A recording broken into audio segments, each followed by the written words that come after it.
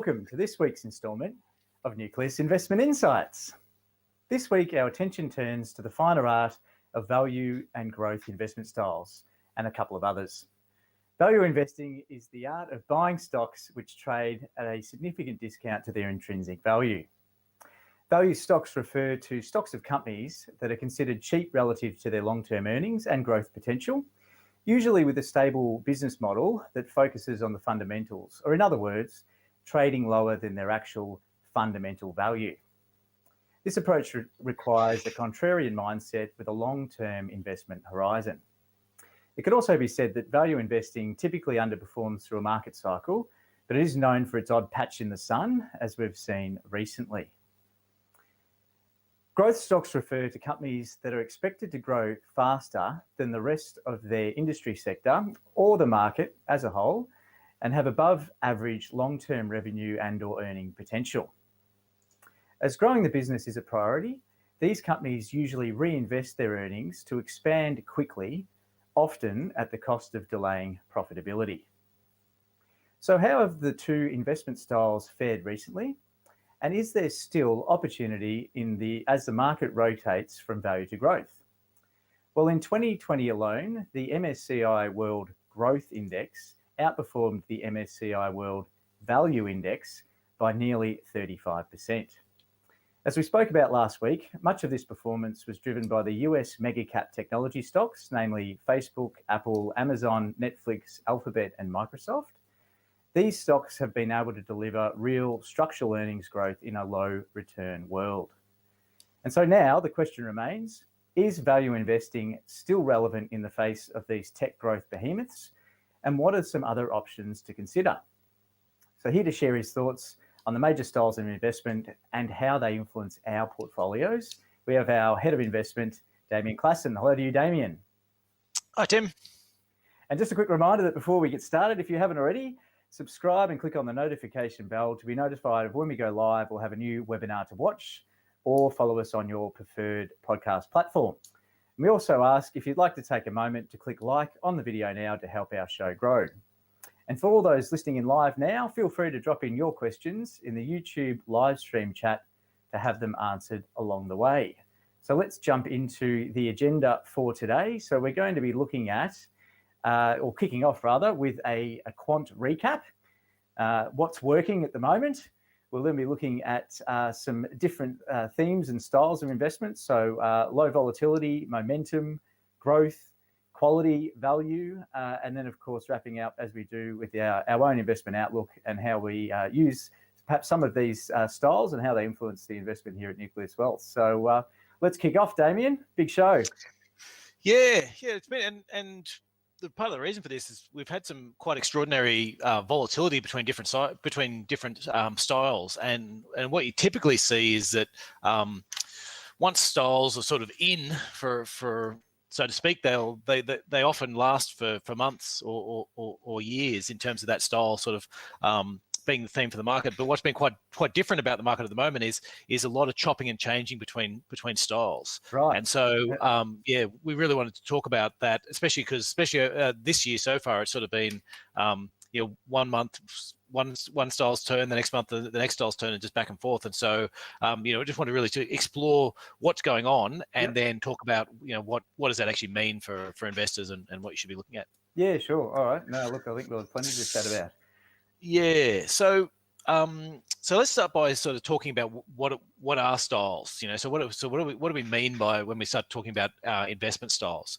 And so the idea is that these are all sort of mathematical models that have been generated to help look at performance. So it's a matter of trying to look at companies and work out, are you looking at a company that's more interest rate sensitive, and so therefore as interest rates fall, that stock's likely to rise and perhaps have quite stable earnings. Yep. Or are we talking about the growth companies or cyclical companies? So as the economy comes out of recessions and into this sort of growth phase, you'll see value stocks will perform at that point. Later on in the cycle, you'll get the growth stocks and the quality stocks outperforming. And so, and when you get downturns, that's where quite often the growth stocks will be the ones that are the hardest hit. Yep. And so, so that's what they're talking about. They don't like these styles don't always work, but a lot of these quant signals, they work more than they work more often than they don't, which is why people sort of follow them as an investment. Sure. And there's also this idea that there's sort of an implicit assumption that's being made about reversion or non-reversion. But that sort of leads to before I get into that, it sort of leads to my most important question is, are you selling insurance to the rest of the market? Like that's whenever you're looking at any different style of investment, that's the very first question you should be asking, because there are strategies out there that are basically providing liquidity to other players. And it's this idea of picking pennies up in front of a steamroller, as they call it, where there's a strategy, and actually I'll use something that's probably more similar to that most people would be able to understand is home insurance. So I might decide tomorrow that I'm going to open up a home insurer, and I'm going to insure everyone's houses against fire and earthquakes and whatever it is, and I go and I get home insurance from you, Tim, and then I get home insurance from somebody else and somebody else and somebody else, and I end up with 6 different people, 60 different people all giving me $100 a month in home insurance, and I'm like, well, how good is this business? I get $6 grand every month. Exactly, and then there's a major earthquake or something happens, and hailstorms and people's roofs will get damaged or whatever it is, but it all happens in the same area, and all of a sudden I've got this massive payout, but every month it felt really good because I was getting like, hey, look at these insurance premiums coming in. What a great way to earn money this is. And there are trading strategies out there that are like that. And basically there's people saying they don't want to take the risk that there's a sudden reversal and a sudden problem. Yep. I can just see this. The sun has moved in to give me a bit of a halo effect. Yeah, I might I was just thinking that. Let me just drop a curtain as well. That's a. Oh, actually, I'm a bit further. Sorry. Sorry about that. Nothing like live shows to show up. Yeah, that's right. Anyway, keep going. Yeah, exactly. So the idea is that there are trading strategies that give you the same liquidity issues, and often people might be doing that unknowingly. So other people are saying, well, I don't want to take this bet because I'm worried that there are days in the year where everything reverses, or there's an options expiry, or there's some other sort of event that happens, or stocks coming in and out of MSCI indexes, or other things like that mean that this is a strategy that will make a little bit of money very frequently, and then all of a sudden lose 20 times, 100 times more than what it ever made in a very short period of time. And so that's that. With any strategy, you really just need to keep coming back to that question. If you have a sort of mathematical model for how you're going to make money. Sure. Yep. So then that leads on to the 5 main strategies I'm going to talk about. There are other ones that people do, but these tend to be the most frequently used strategies that quant analysts look at. Yep. Is momentum. So basically, if your stocks that are going up will keep going up, and stocks that are going down will keep going down. I'll get into more detail on each of these in a little bit. Low volatility, which is a sort of curious outcome that from most people who've done economics or finance at university would have learnt this whole trade-off between risk and return that you have. So the more risk you take, the higher your return. Yep. And there's a sort of famously the efficient frontier, and it's this idea that you can map between if I'm buying a high risk stock, then they will get a higher return over the longer term, and if I'm buying a lower risk stock, then I'll get a lower return over the longer term. And then though for the last sort of 30 odd years, I think maybe you might get a longer period where basically if you just bought low volatility stocks, you would have beat the rest of the market. So you're finding the stocks that with the in theory, or in a particularly defined definition of what risk is, it's basically the opposite to what economic theory is saying. Yeah, right. And so and so that's another one. Growth is basically looking for stocks that are going to grow faster than the rest of the market and buy those ones. Quality is a matter of trying to find stocks that have high margins, earnings that don't vary that much, and I guess a number of measures of solid businesses that will withstand various cycles and get good returns on the equity they're investing. Is it corporate governance ever factor into that sort of side of things, or? It does for us. Yep. For the official indexes, it doesn't. But Okay. most people who invest sort of fundamentally will think about those types of things when it comes down to quality as to what they're doing. Okay. Sure. And then the last one is the mean reversion part. Sorry, it's the value ones where you buy cheaper stocks, and in theory they'll rise because they'll come up. But I guess why I've highlighted that one in red is that every single one of the other strategies relies on the fact that whatever's happening is going to keep happening. Whereas the value strategy is actually saying, well, these stocks are cheap at the moment, but they won't be cheap in the future. Yep. And so that's the So it is a quite a different strategy to other ones. And within each of those, and I guess what I'm highlighting it is because for each of them, whichever strategy you've decided that's yours and you're going to follow, is that you need to know when stocks are falling out of that strategy, because that's the most important part of it. So sell. Exactly.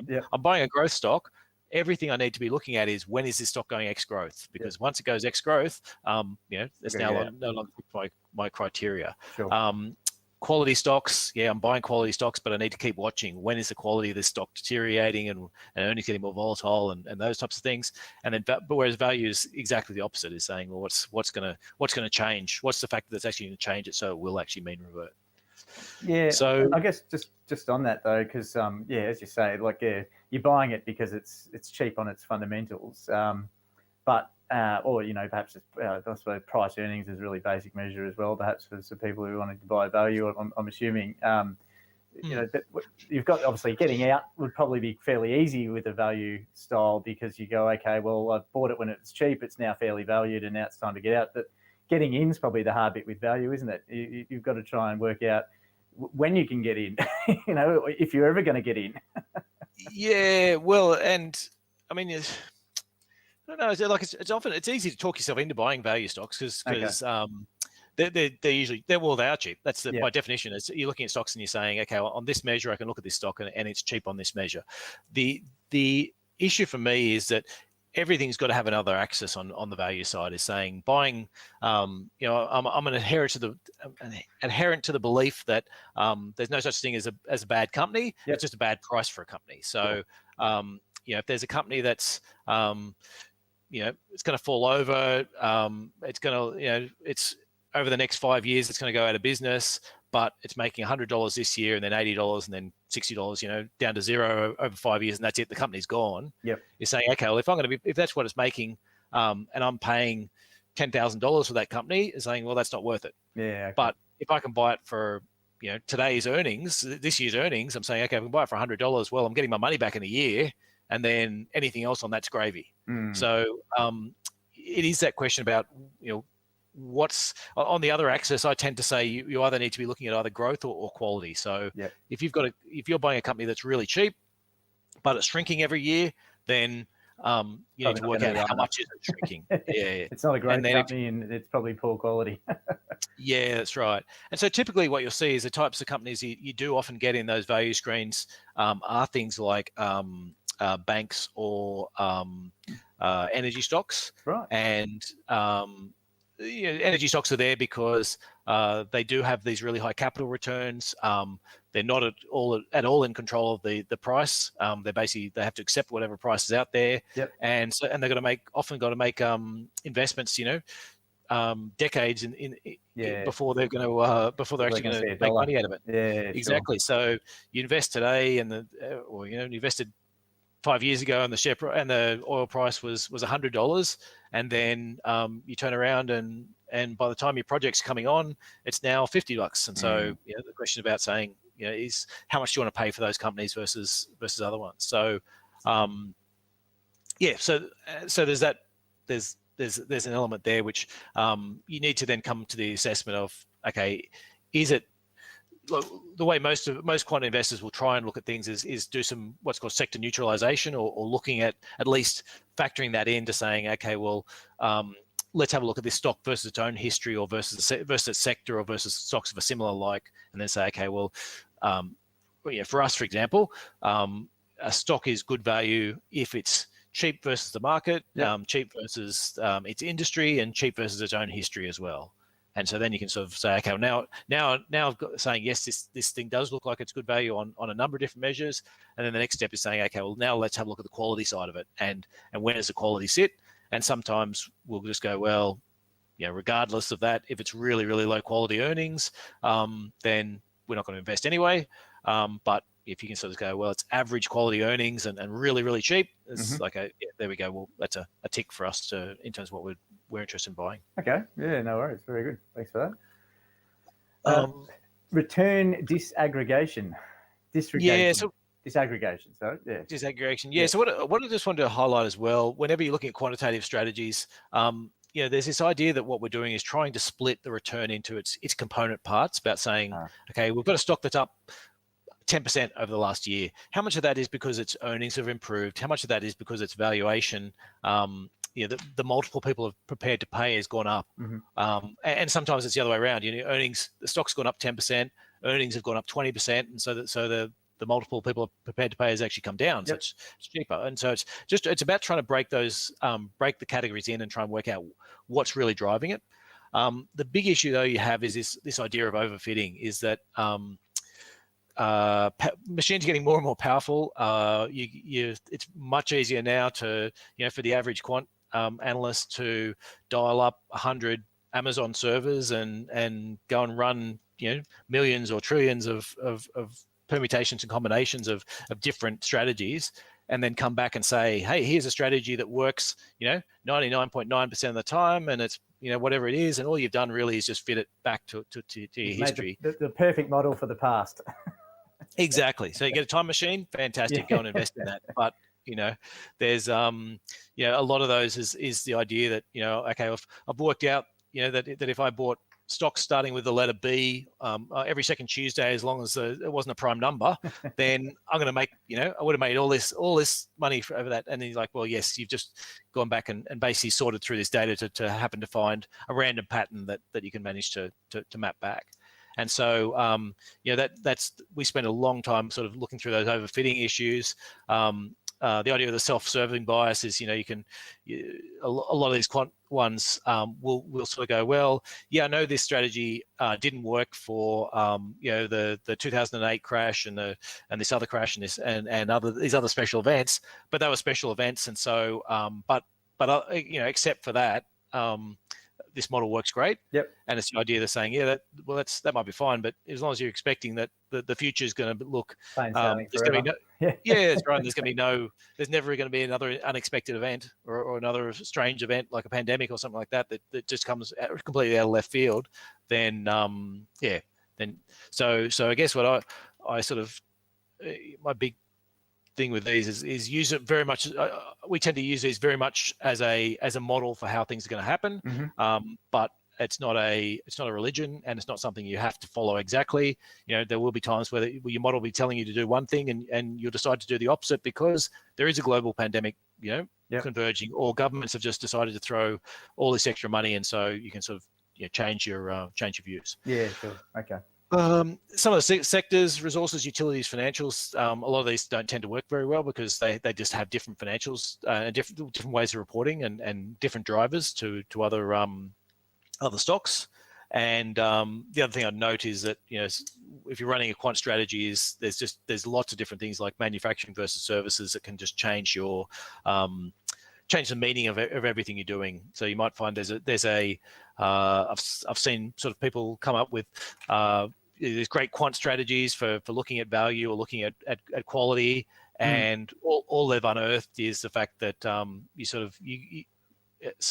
they've used particular ratios where service companies, for example, look better than manufacturing companies, and then so in periods where services have been growing and increasing and manufacturers have been shrinking, these stocks, they've found a strategy that does really well. But the idea is that, well, if that's your only benefit really is you built something that biases towards building services companies or biases towards buying internet companies, then you don't want to sort of nail your future performance to this one thing about saying services will forever outperform manufacturing, or internet companies will forever outperform every other company. Yeah, Because it doesn't sound very dynamic, does it?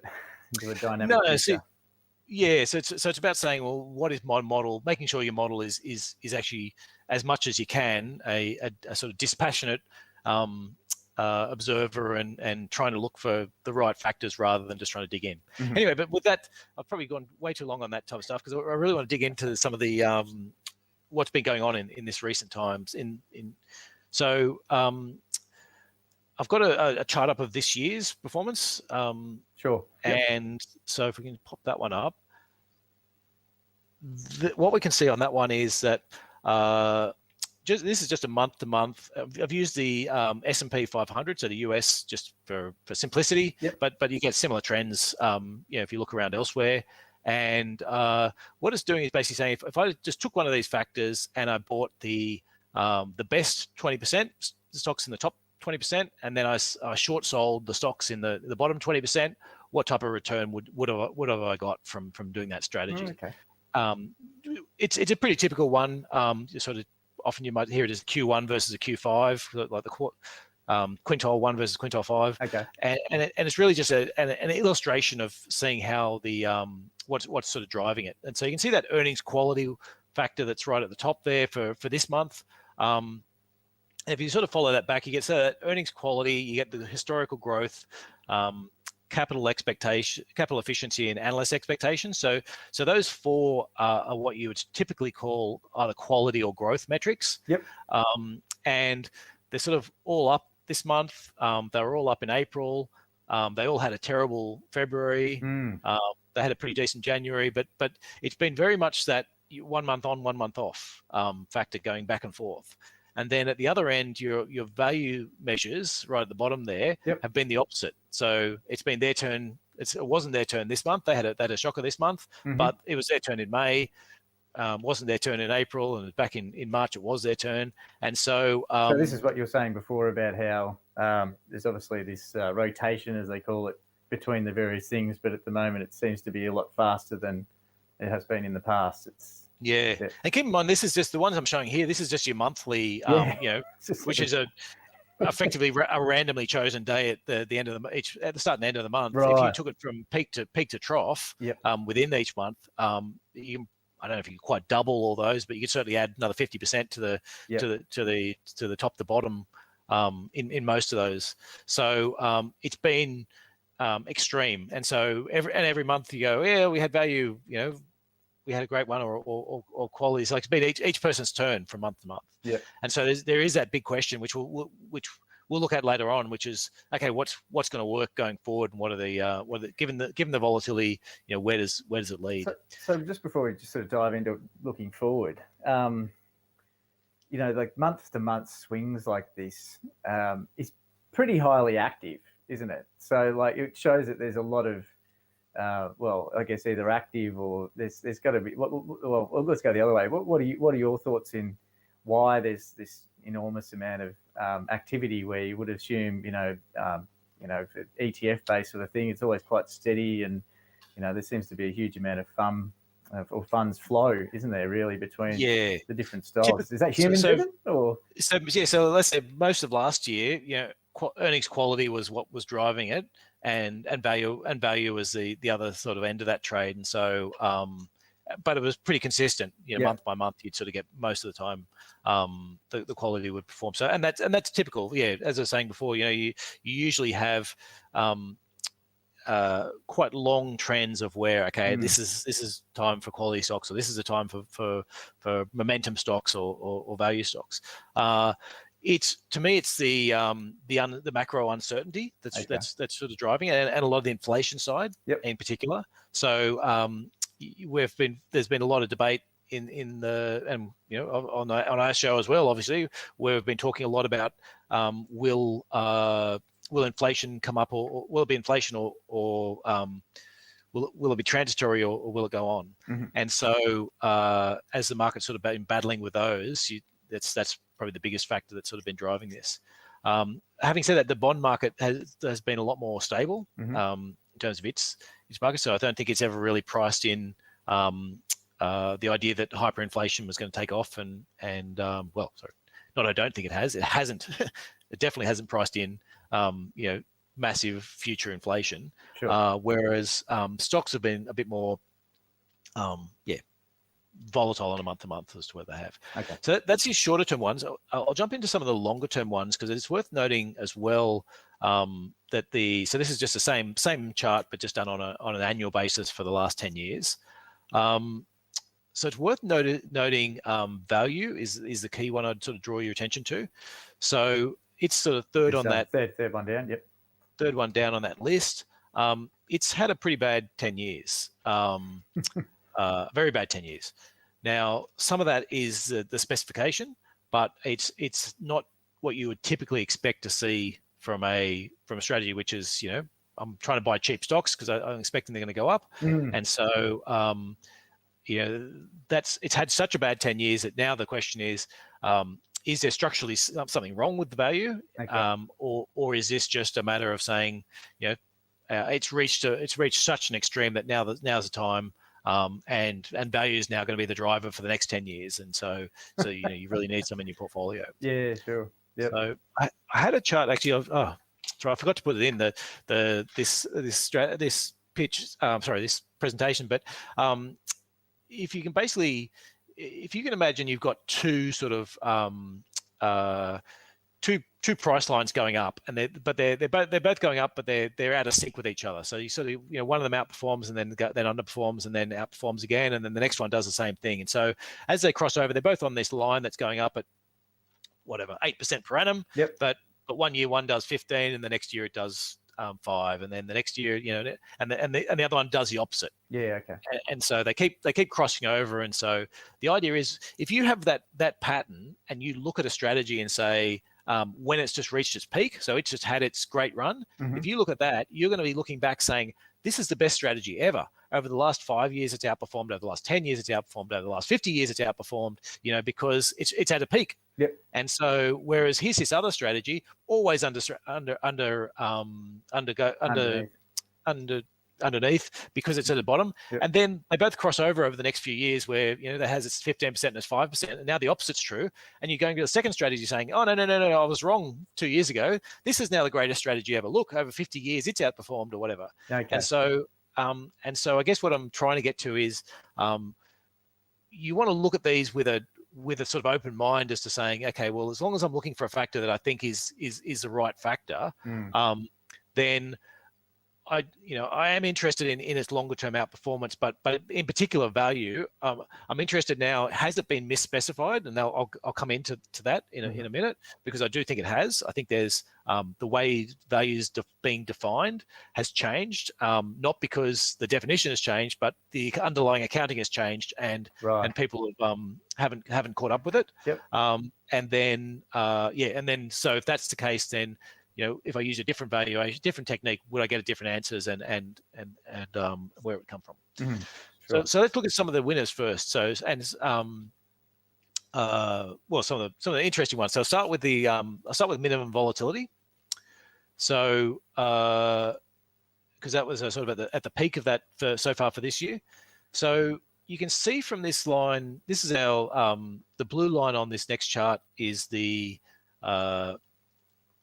line that sort of shows the minimum volatility, and the other one shows the market, what the market's done. Yep. And so, and then you got sort of the year to year. This is all just so the minimum volatility had this cracking run for from 2010 all the way up to 2020, where it was this great performer, but its performance hasn't been as good since then, and started to come good this year. But this year it's outperformed a little bit, but certainly. That has underperformed for this year as well. Sorry, across the world. Yeah. So this is a question about is there a changing of the guard in terms of this strategy or not? And it had a particularly bad 2020. Yeah. So is that just on the basis that it's probably not holding a lot of those racier growth stocks, or is it not holding as much tech, which was obviously the standout as we mentioned earlier? Yeah, that's right. A lot of it's been the growth, not having as much growth. I guess I've sort of titled this next slide that, about is a tail wagging the dog. So my issue with minimum volatility is you go out there and you say, okay, I'm going to buy these stocks that I'm going to find the stocks that have got the least volatility in it, and I'm going to buy those stocks. And they tend to be things like real estate trusts. They tend to be things like utilities. The slow, steady type certified companies. income sort of thing, but sort of very controlled incomes. And there is a bit of stuff in minimum volatility in terms of trying to put a portfolio together so that it actually, you're looking for stocks that aren't correlated as well, so that you can bring your volatility down as well. So there's a little bit of that special sauce, so to speak, in terms of looking at correlations and stuff like that. But the issue for me is we've been in this period where interest rates have been falling right throughout that time period. And that tends to mean those types of stocks outperform. There's been a lot more interest in this. This has turned into a bit of a flavor of the month over the last, certainly over the last 10 years, probably 15. Like there wasn't a lot of talk about this. Well, it wasn't a major strategy 20, 30 years ago, because the conventional wisdom was that no, that won't work. You need to buy high volatility stocks, because buy high volatility stocks, it's a risk return trade off. I buy high volatility stocks, I get a better return. And I'm a stockbroker, and I live on trading. Well, that's right. There's a lot more to talk about as well. It's much more. I'm going to tell you something that you don't need to sell later on. I've just talked myself out of a deal. And these often are the boring stocks. It's like, okay, they were delivering electricity yesterday, and guess what? They're still delivering electricity today, and guess what they'll be doing tomorrow. Whereas if you can sort of come out and this company's acquiring that one, and they've just got a new product and all this stuff like this, where it's like no, they have the same product they have yesterday, electricity. It's sort of it's not an exciting it's a less exciting story to talk about. But so there's a few things though to keep in mind with this as well, is that there's nothing about the valuation of these stocks in here. So because it's become an exciting story, these stocks, you used to be able to buy them quite cheaply. And because there's much more interest in it, and you've got funds popping up that target this minimum volatility and ETFs, what's happened is, from my part, the valuation of these things has shot up. Interest rates have also been falling, so that's been giving you a good tailwind. And so what that means is that you've ended up with this the portfolio that's just been overpriced. And so I love minimum volatility. I would definitely, if as I look through the stocks we have, it's one of our quality factors, and and it's something we say, yes, if we can find a stock with low volatility, then we'll definitely buy that over the one with high volatility. But the issue also goes back to how much am I paying for this, and how much quality is actually in that stock. If the only thing you look at is the volatility, then you're not capturing all of the story. The other thing is the volatilities of the share price, and the share price is a second order effect. So I've got this company. There's this real company that's either it's got earnings or cash flows, and they're either going up or down or growing or shrinking or whatever they're doing. That's what's really behind this, and that's what I'm looking for. I'm looking for low volatility of earnings and cash flows, and a company that's going to grow steadily, or even if it's going sideways steadily, but pumping out high dividends and things like that. You're happy to buy those because you've got a lot more certainty in it. That's not always captured in the share price. So the share price might be reflecting something different. It might be reflecting say that a company used to have lots of gearing, and so it was quite volatile at the share price, but it's sold all that down, and now it's not very geared. So if I look back over 5 years, I'm looking at this company that was geared 4 years ago, but is no longer the case. Or looking at earnings where they might have sold a division that was causing all the volatility in this, and so or vice versa, they might have sold a division that was helping keeping all their earnings stable, and now the company is different. And so so I guess that's what I'm what I've put that headline is: love minimum volatility, but you need to make sure you're not just the tail's not wagging the dog on that. So I'd sort of treat that as a strategy which you shouldn't be chasing in its own right. And if you are, be very careful of interest rates, I guess, is the most important one, because that's probably your biggest bet you're actually taking. Yep. On So that rising strategy. interest rates obviously hurting the utilities, because it starts crowding them out of their low or their reliable income sort of desirability. Yep, and the other thing you would have been caught on in that is owning a lot of, say, real estate trusts, which then had a pretty bad pandemic. And rising rates.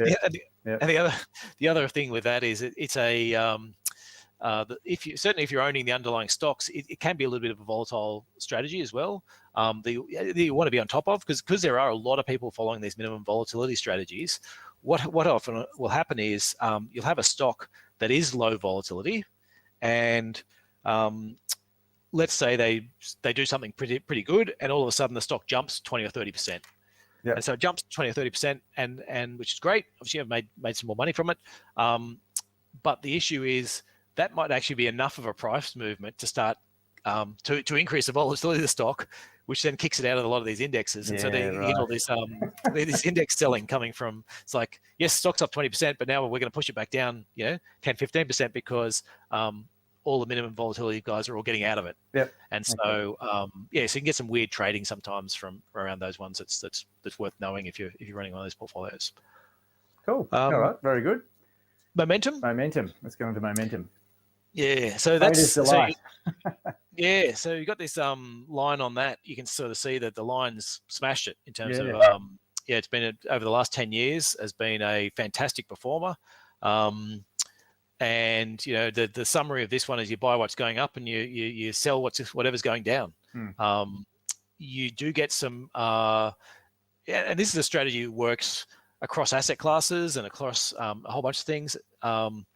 It's a strategy that gets used in crypto, gets used in oil, commodities. There's a lot of people out there following these strategies, so they're a little bit self-fulfilling in that people out there buying stuff that's going up, and so therefore it keeps going up and until they. It's an interesting question actually, just on that one as well though. So when obviously in theory, it's easy to see. Okay, so you've got some sort of either an algorithm or a trading platform or some sort of automated thing, whatever it is, that that then increase, price goes up, it goes, okay, I'll buy a bit more, but at some point though, someone's got to pull the handbrake up on that though, don't they? Or is it? They do, and the idea of these is you got to be quick. So you're going to trade a lot. You're going to be sitting there going, yep. I'm in this stock. I'm in this stock. Oh, it's turned. Okay, I'm out. Yeah, right. And so you can see, like this year so far, it's been one of the worst performers of the strategies. So it's sort of underperformed the market by about 5% because of what we're talking about before, that flipping around from one's, it's quality stocks that's going, no, it's not, it's value stocks. No, it's quality stocks. No, it's growth stocks. That's no good for a momentum trader. Because you just, by the time you're in the stock, it's already reversed and headed back the other way, and then you're flipping out in and out of those. So so that hasn't been good so far. That what they like is nice steady markets where you can rely on that same factor sort of over a longer period of time. So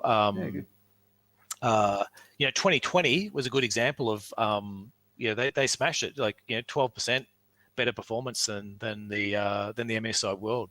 Because basically the stocks that started going up at the bottom of the pandemic kept going up for for the next whatever it was 8-9 months. And so by just following those stocks, whatever's gone up, buy more of it, drove you to some great performance in that year. But then you do have some pretty bad reversals in this strategy every now and again. That's its main issue is make a lot of money most of the time, and then every now and again you have some pretty bad reversals. And actually the last 10 years have been you haven't really had to worry about that so much. But in prior years, that's been before this, sort of outside this sample, there's been some pretty shocking years from momentum. Okay, cool. Some of the other things you need to note. So it is a high turnover strategy. Like that's these strategies haven't got trading costs in there, and so you don't see that. Although you don't see that within those indices. These indices are all just saying, well, forget trading, and it doesn't matter if the values thing turns over 5% of its stocks, and the trading strategy, the momentum strategy turns over 200% of its stocks. It just thinks there's no cost to it. And the other thing is that's like that that's like the old science things where they say, "Oh, you ignore air resistance," you know. Like... yeah, exactly. And the other big one for a lot of people is tax as well. So if you've got a strategy that's turning over 100, 200% of your portfolio every year, then you're not getting the benefit of those capital gains. So so if I can buy a stock and over the next 5 years it doubles, then, and I'm not selling that stock, then at the end of that, I've started with $100, I've got $200 at the end. If I'm in this high turnover strategy, might have also started with $100 and ended up with $200. But if it started with 100 and then went to 110, then sold it, bought another stock, which then went to 150, and then sold it and bought another stock, all the way along the lines, I've had to pay tax. Yep. And so, and usually you wouldn't have got your 12-month. Well, almost never would you have got the 12-month CGT discount benefit for that discount. So yes, you've ended up making an extra $100, but you might have ended up paying 49% tax. And so you started with $100, you actually only got 150 by the end of it. Whereas the person who bought and hold in a different scenario might have ended up significantly better ahead. Yep, that makes sense. What's the other thing? And the other thing is thinking about what it's telling you as well. So like I'll watch these momentum strategies because I like to see where there's, it's showing there's a bit of smoke and where there's fire. So, and some performance. So some of them are quite reasonable in terms of how it looks. So, Apple releases a new iPhone and sales on day one are pretty good. And so everyone goes and starts upgrading their numbers. And so the stock goes up a bit. And then sales on day 10 are still pretty good.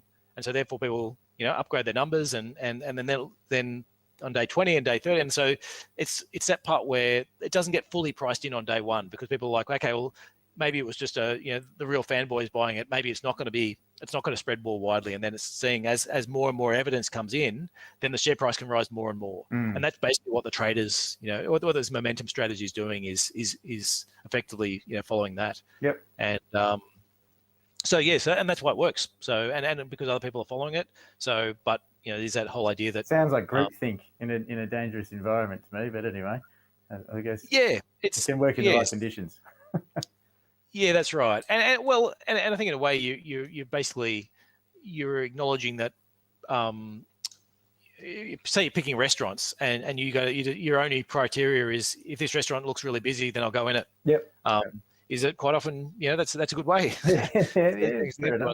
But sometimes you miss out on you might miss out on the newer ones, or you might miss out on, or you might end up with a one that's actually got some major health problems or whatever it is because you haven't done any other research on it. Yep. All you've done is said, or it's food you don't like, but all you've done is said, I'm just going to go into the one that has the most people. Yep. So well, but these days with the pandemic problems, you almost don't want to go to the busy restaurants. That's right. We'll be staring down another lockdown if we get too many people in the same room. But anyway, keep going. Yeah. So let's go. Next, we'll just have a quick look at value. So you've basically got the opposite chart. So value has been over the last 10 years has been the other end of that. Absolutely. It's a bit of a revival this year, but you're up. Say over the last 3 months or year to date, you're up. You've beaten the market by about 5%, but you're a long way behind. Yes, that's a bit of a comfort, but it's got its issues. Sure. So what's the deal though with it? So how's it? Yeah. So where does value differ in your mind? Yeah, so there's a couple of things. First of all, I just want to say that, look, the MSCI, this is all based on what's called the MSCI, which is a provider of indexes. Yep. And that's what most people use for these ones as a benchmark. The value that they provide is just, it's not what I think value is. And you need to have a look at how they're calculating it. If you're just going to say, yeah, I'll buy the MSCI value index, or I'll buy a manager that's basically trying to benchmark themselves to that. And so trying to pick from stocks that are in the value index. So there's this huge reliance on book value. Now, book value has changed over time. It's a number that is 30, 40 years ago meant something quite different to what it means today. companies could write up and write down. Over the last sort of 15, 20 years, there's been lots of changes to the way companies have to report a book value. Yep. And there's this overall bias that companies want to write, are predisposed to writing book value down with no real mechanism to write it back up again. Whereas what used to happen before was companies it'd go up, it'd go down in value, or most of the time, So stay relatively I steady. thought we were going to roll into it, but just the basic 101 on book value as well, just for those wondering. We keep saying it, just in case we... Yeah, sure. So book value is what accountants measure a company's worth at if they sold all their assets. Yep. So it's their assets minus their liabilities. Okay. And so the issue is, if you're writing your assets down because now there's a lot more stringent tests on it, Mm-hmm. and you say, okay, pandemic happens, all of a sudden the new factory I built, I just spent $1 billion building this new factory and can't sell anything for whatever reason. So I have to write that down from $1 billion back to 500 million, for Mm-hmm. example. So I've written that down, and now my book value is much lower. Then next year, actually, you know what? Pandemic's over. It all bounced back. I've got it all back. Like my earnings are, but the ability to write it back is basically not there. So you're not allowed to actually, revalue it up, essentially. Yeah. So it's basically it's been written down. That's it. That's the way it's staying in my balance sheet. And so so if you're looking for companies that are undervalued because they just spent $1 billion building a factory and the factory is still worth something, but on the books, you it doesn't. you used to be able to use that to go, okay, price has been smashed, whatever, but I think it's still that factory is still worth it and it's going to come back. Whereas now you're like, well, no, it's sitting on the balance sheet at 500 million, and so that stock might even look expensive because right. people who are doing the work are actually looking at it saying, yeah, okay, this thing's worth, they've just built a factory for $1 billion, it's still worth it, I'll pay $1 billion for this. Whereas you might be looking at the book value going, well, they've only got, by my measure, it's only worth 500 million, so this thing's way overvalued. Yeah, sure. And so Okay. So yes, that's one thing. There's no cash flow measures that MSCI use. There's issues with different accounting standards. You've got this whole issue of forward earnings and really looking at it. And so I've got a chart up on one of these next slides, just sort of showing what the differences are in terms of value if you break it down. And so one of the line I want to sort of highlight there is the second one, which is the free cash flow to price. Yep. So that's actually been pretty good. So if you've been following value strategies that Favor that or cash flow based, then you've done all right. Okay. If you've been following the top one, which is the book value, just saying, I'm just going to run everything off book value, which is a major factor in the MSCI one, and a lot of quant strategies. Yep. So we'll run off that. Then last year you were down 30% in 2020, whereas the cash flow one you were down 2%. Wow. So you get some. I guess what for me, just one more thing to say that I think it's misspecified as to what value is. So you want to be pretty careful about what you're defining as value. And that's a common problem across all the major value indices, is it? It's not just obviously an MSCI thing. They're just sort of they're all using the same broken rule book. Yeah. So there's a Farmer and French, are very famous researchers, and book to price is one of their key was like one of their key investing anomalies. Yeah. And right. so that was the one they identified, and so that's been there's a lot of adherence to that whole you just buy things that are cheap, and that comes from some of the there's Ben Graham and Warren Buffettism type things. So they're looking for stocks trading at a fundamental discount to their assets. But the thing is, they're not those guys are detailed investors. Yeah, but they're also detailed investors. Well, Ben Graham's dead, but I've got no doubt that he would not stick to saying, "Oh no, the accounting standards, the official accounting standard says this, and so that's what I'm going to plug into my model, and I'm not going to even look at what the actual assets are or what their cash flows are or those things." Sure. Like the whole idea of that was fundamental investing is, we want to know what the company is, what it does, how much its assets are really worth, and all that sort of thing. And if you can see that fundamentally its assets are on its balance sheet at 500, but they should be on the billion, then you certainly wouldn't be basing your investment analysis off the 500 million. Yeah. Okay. Fair enough. So yeah, so that's my big thing for value, is that there's a superficial value and then there's value. And you know, and there's that idea I spoke about a fair bit before at the intro, was that value is a trade-off. You need to, you know, they talk about Warren Buffett as being a value investor and look at what his great returns. Warren Buffett is not just a value investor. It's all about margin of safety for him. He's about saying he has a certain quality threshold or growth threshold or whatever he's looking for, and then value is a major part of making a decision, which we completely agree with. But value on its own is not something you should just you should be looking at blindly adhere to.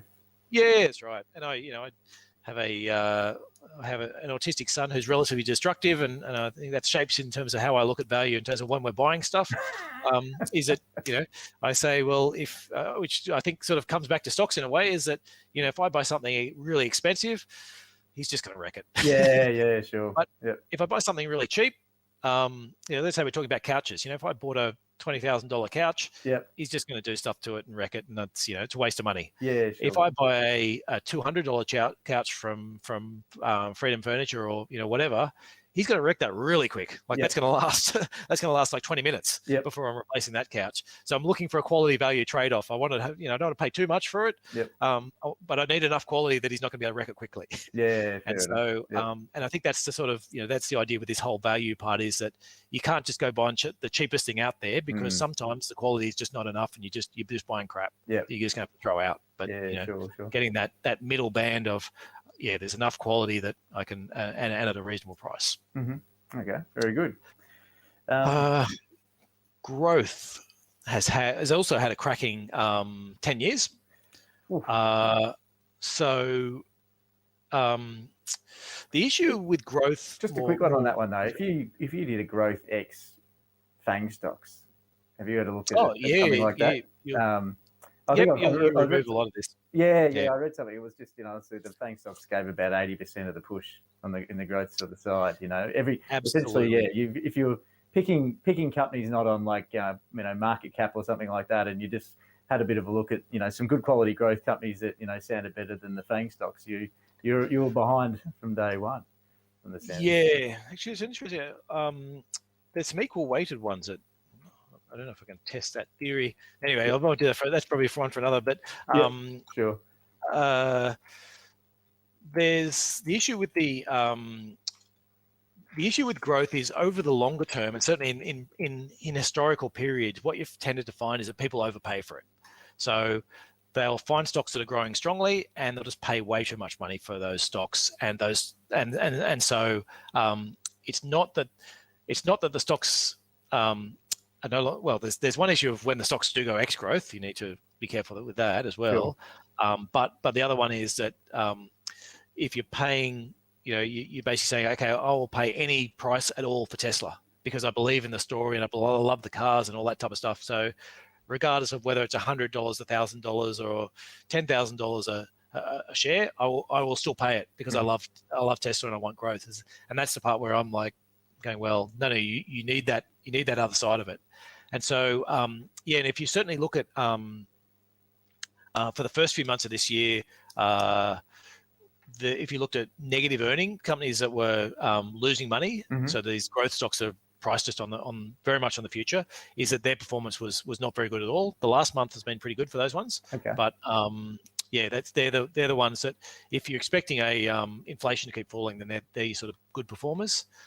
The thing to remember, though, with this growth index, this MSCI one, is that so they use 70% of their measure is, they've only got three measures. One is sales growth, the other one's earnings growth, and the other one is what's called analyst long-term growth, which is a number that analysts upload to data providers. Sure. And my experience, like I also worked for a number of brokers in earlier years, and in all these quantitative areas where we're looking at analysts sort of uploading their data into systems like that MSCI use, and analysts couldn't care less about that long-term growth number. That was the least important number they ever uploaded.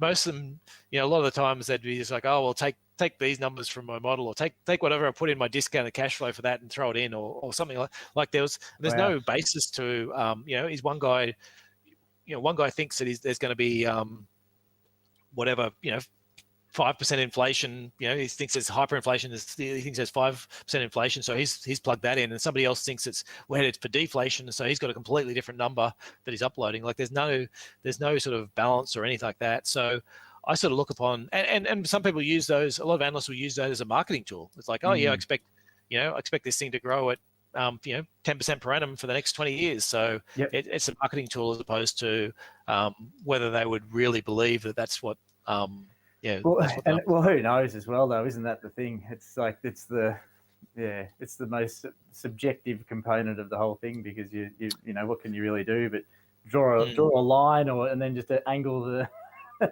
the angle of where it's going to go. Is it going to hockey stick or plateau? Just a quick one that jumped out at me before though as well, actually, just on this growth piece. So you mentioned before, so at some point a growth company stops becoming a growth company, right? Because it's met its expectation. Yeah. So, and the problem's always that you're sort of paying for future revenue and then, hoping that it will get there. So does that mean that ultimately a good growth company will then become a quality company? Does it mature into being a quality company? Is that the end point? Ideally, yeah. I mean, a lot of it's about the return on investment for quality companies. Okay. So if you're seeing companies that are investing $1 and then getting that dollar back over 2 or 3 years and then plowing that money back in and getting those returns, then they'll end up being quality companies.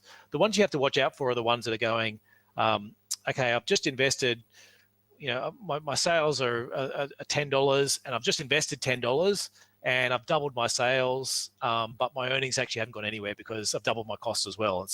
And they sort of like this great, or or my earnings per share haven't gone anywhere because I'm adding all these extra shares to it and to sort of fund this growth. Sure. It's the question of those ones where is it growth for growth's sake, or growth for more managers' sake that managers, for a CEO, if you're a manager of a company with $1 billion of sales, or you're a manager of a company with $5 billion worth of sales, you might be able to justify a significantly higher salary. That's right. But for your investors, going from $1 billion of sales to $5 billion might actually be earnings negative.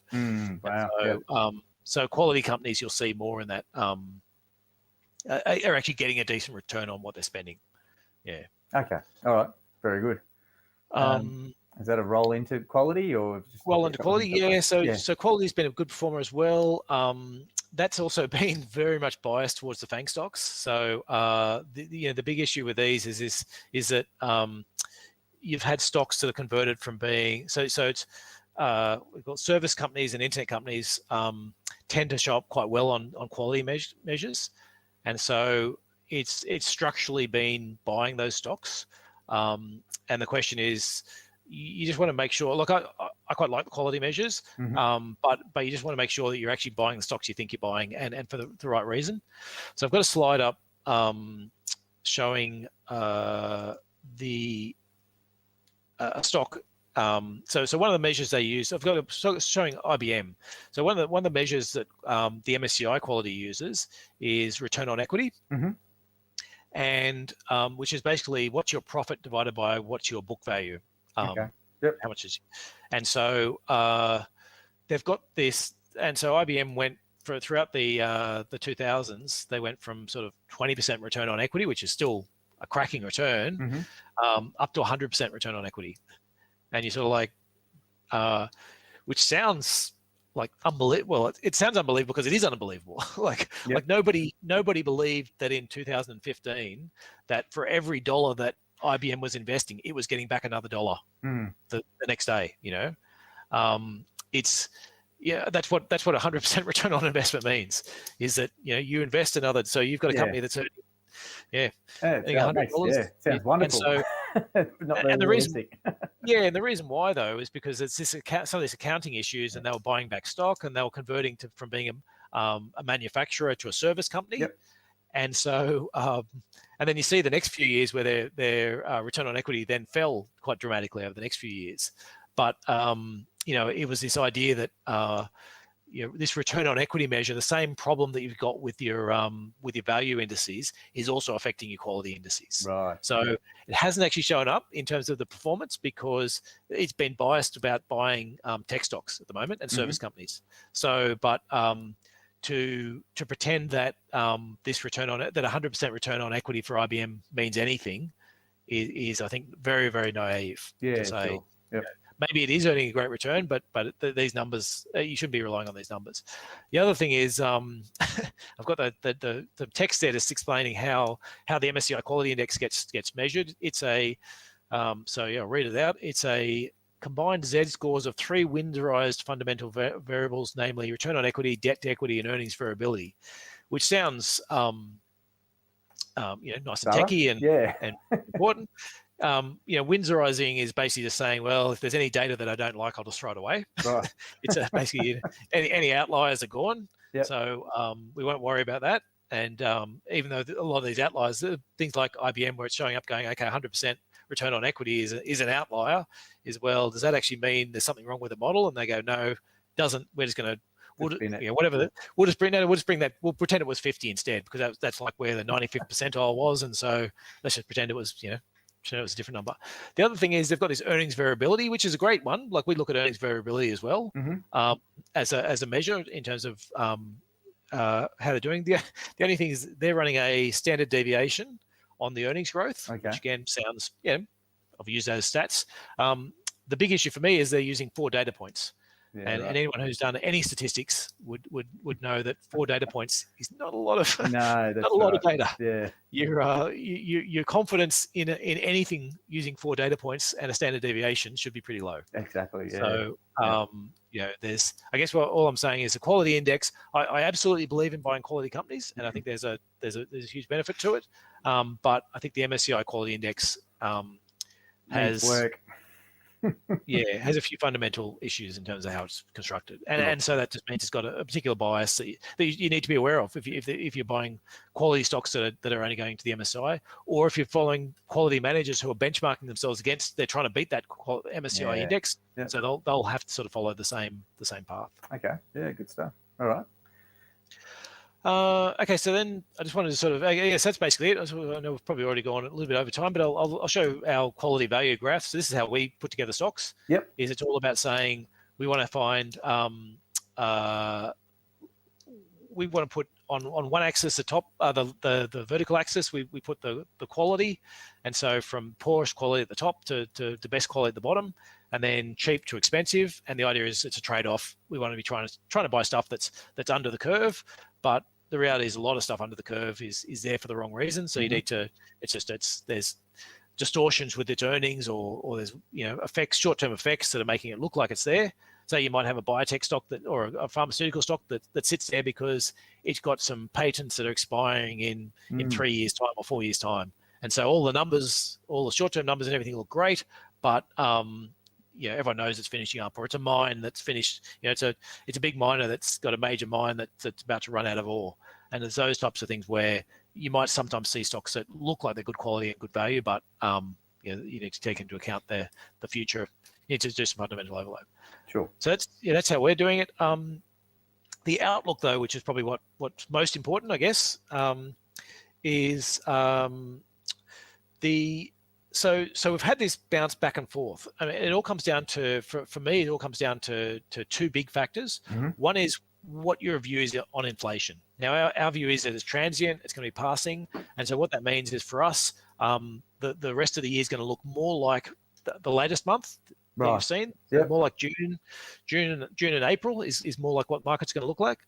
If you think that inflation is here and it's going to make a revival and it's unstoppable and we're off to rate rises and all that type of stuff, then May and February are the strategies you want to be following, and there's the ones that did well in those periods. So you really want to be into your value stocks.